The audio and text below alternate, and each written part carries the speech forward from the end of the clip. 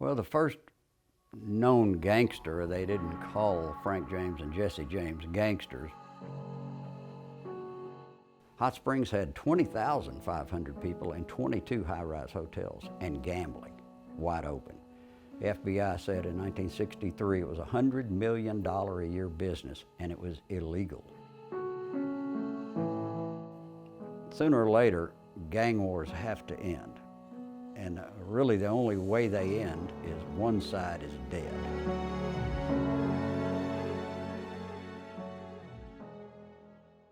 There were plenty of outlaws before the actual Italian mob came to Hot Springs, but in the early 20s, Johnny Torrio came here, that was Al Capone's boss and the head of the outfit, to look at retiring here. So Capone was his apprentice, and Capone liked it enough to make an annual pilgrimage down here. So probably the gangsters that we know and love, probably the early 20s. Owen Madden is one of the most important gangsters in American history, but a lot of people don't know about him because he retired here in Hot Springs instead of like having a dramatic death or something.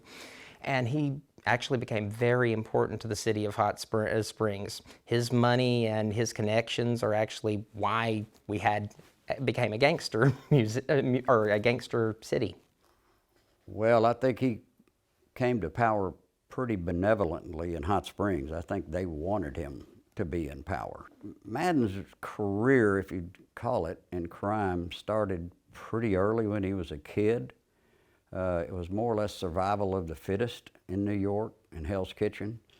There were 4 or 5 different kid gangs, and there's just no money. Nobody had any money back then. It was, 1918 and 1915.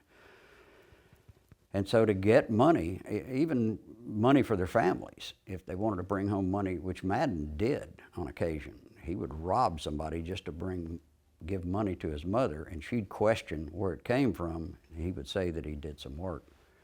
But I'm talking about a 15-year-old kid going out and robbing somebody to get some money for his family.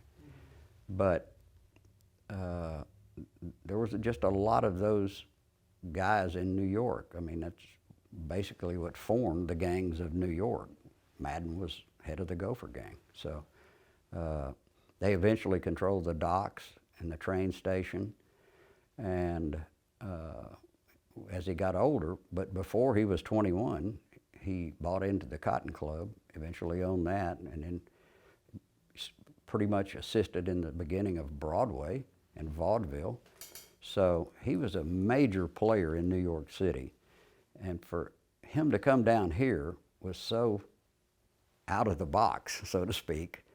No one would really believe it, but it was in all of the newspapers and all of the magazines that he was here. I mean, he had done his time in prison, and this is, one report was that Roosevelt exiled him, and he couldn't go back to New York. Another historian will tell you that really the New York he left when he went to prison wasn't the same when he came back. The politicians had really taken over the place.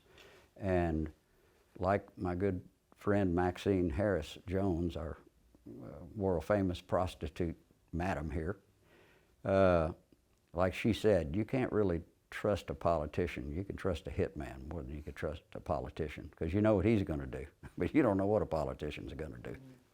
And that holds pretty much true today. She said that back in the 70s, but she's right. No, I think that's the way he always had planned it. I mean, once he got older, he knew he wasn't going to live very long if he kept living that life. Somebody was eventually going to shoot him, probably in the back. So sooner or later, gang wars have to end. And really the only way they end is one side is dead. Mm-hmm. There's not much making a deal in those things, back in those days anyway. So Madden, I'm not so sure after talking to the daughter of the warden of Sing Sing, where Madden spent 9 years, it appears as though he was comfortable in Sing Sing. He ran the flower shop. He ran the aviary. He loved birds. He had a long history of pigeons, homing pigeons, flying them on the roofs of New York as a kid.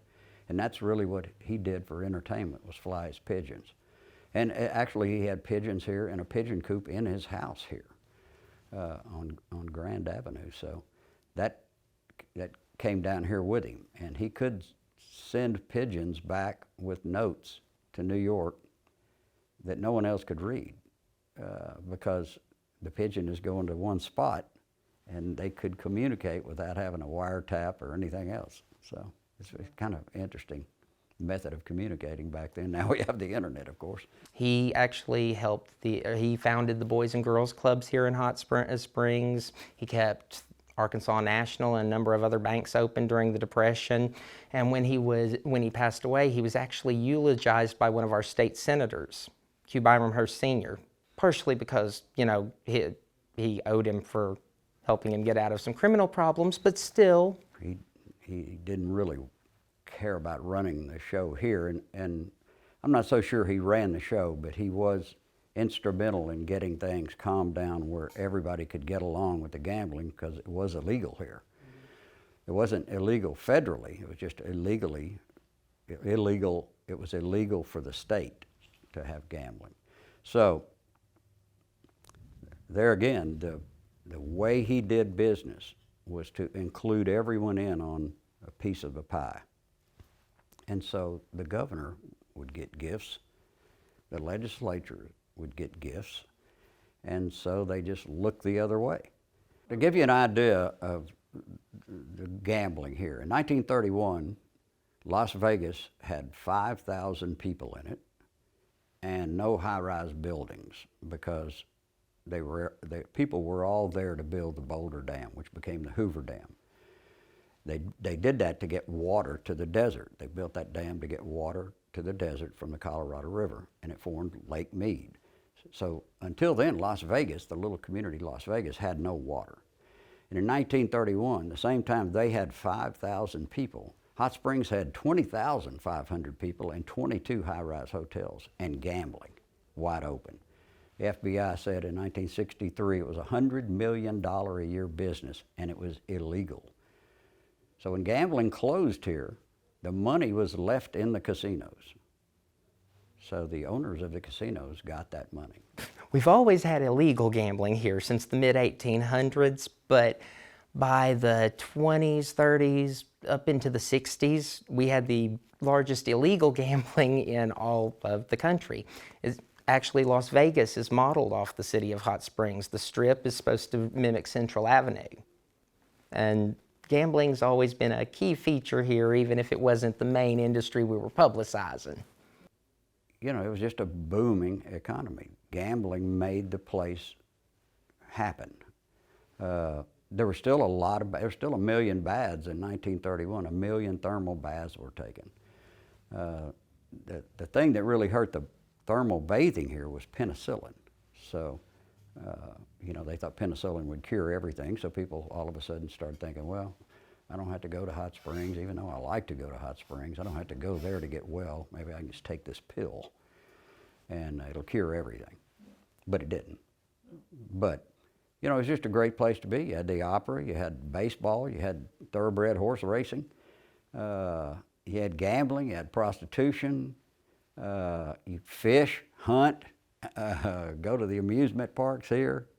It was just a lot to do here for people who weren't used to seeing trees and nature, and you know, we are in the middle of the hills here. So it's just a lot to do here. It's a lot to do here today. So, you know, it hadn't really changed that much, but we don't have near the people here today that we had back in the 30s and 40s when they were basically coming here by train. So, and you know, the Arlington was built, opened, that's the third Arlington. It opened in 1924, so, you know, it's been here a while. And, you know, Luciano, Lucky Luciano, when he was spotted down here, and some reporters got word back to New York that Lucky was here, we arrested him just to try to keep them from getting him. So it was an open door policy at the jail. He could come and go. He could have wine and whiskey, and his girlfriend lived there with him for a few weeks. But eventually Thomas Dewey, he was then Attorney General, contacted the governor in New York, came down and got him. But, you know, otherwise Lucky might live here today. He'd be old, but he'd be here. Well, Al Capone, yes, he mostly came here for vacations because, you know, it was a break and he didn't have to worry about anyone attacking him. He actually came here quite often with a number of his family members. But the main business that he did here was that he had Belvedere Dairy manufacturing moonshine for him.